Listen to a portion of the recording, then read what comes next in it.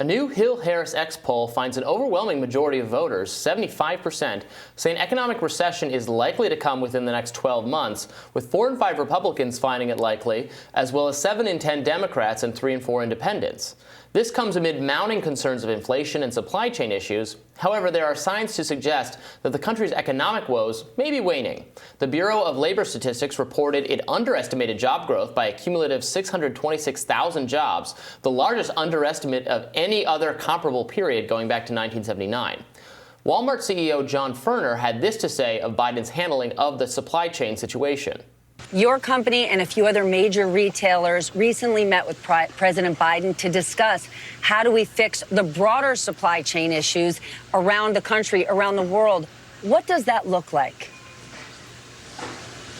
Well, the combination of private enterprise and government working together has been really successful.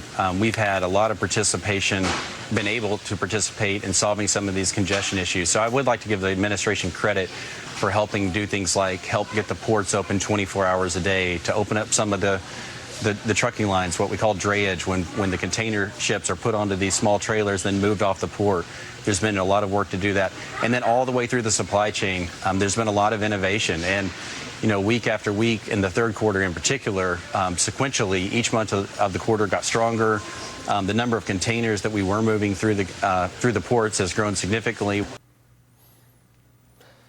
So they think things are getting better. We're hearing some signs that things are getting better, but that clearly is not easing the concerns, the frustrations that people have.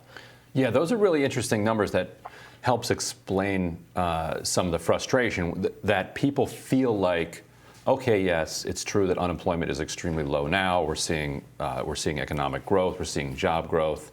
Stock market continues to climb, ever higher day after day. But they feel like any day now there's going to be a recession. And I think that that's coming from seeing the price increases. And that it feels unsettling.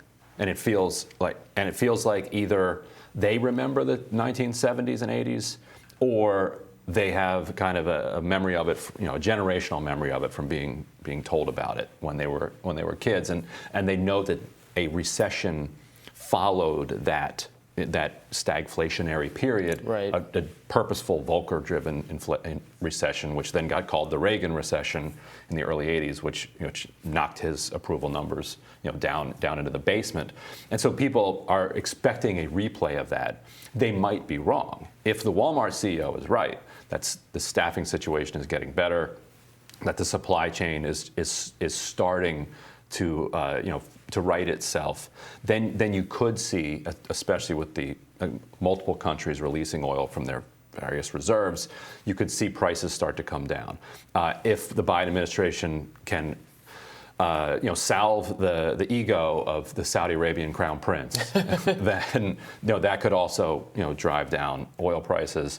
And then you could see people's fears say, oh, we didn't need a recession to tame this inflation. So maybe things are going better than I thought they were going. And interestingly, we'll talk about this later in the show, the Build Back Better bill includes a pathway to work permits for millions of undocumented people. And just yesterday evening, the parliamentarians signaled that was going to be okay and going to be allowed to go in. So this doesn't get talked about in this context, but this is millions of people, currently undocumented, who would be able to get permits to go into the workforce. There's some questions about, whether this could ever lead to a pathway to citizenship, but it seems like they've left that aside in order to get past parliamentarian muster. But that's millions of more workers who are eligible not just for the kind of underclass, jobs in the shadows that they're occupying now, but could fill some of these jobs that people are complaining that nobody's doing. Yeah, no, it's great news. That part of Build Back Better, I am wildly in support of course. We need businesses need workers, employers need to hire people. People that need work. Here's people who want to work. I mean, the government doesn't need to intervene and we would like to hire people. We would like to work. The government says, well, wait a minute, I don't know about this arrangement. No, we need less of that. And wages are going up, and so because people say, well, just raise wages and do it. Yes, absolutely, wages need to be higher. But wages in the service sector have gone up something like 30% over the last year and a half, wages are going up. Yeah, and it hasn't been enough. And even though that Democrats caved on $15 an hour minimum wage, they've basically gotten there. Through market pressure, through labor pressure, through people demanding more work, and so the remaining jobs that haven't been filled are, if there are people who can get documented, I don't think that that's going to drive down wages. That's the big concern, and the studies show that that's just not.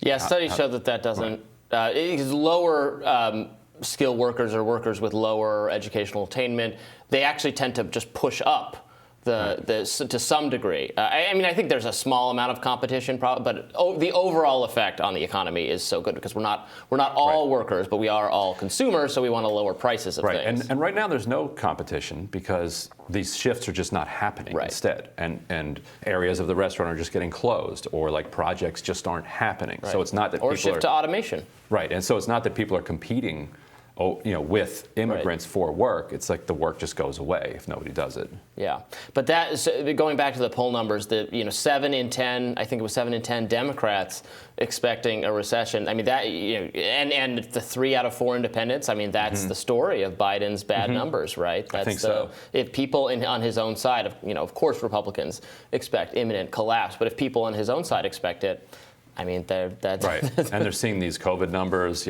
So and that can. Right. Because we got a recession-ish out of that last time. Yeah, exactly. But anyway, we will have more Rising right after this. Stick with us.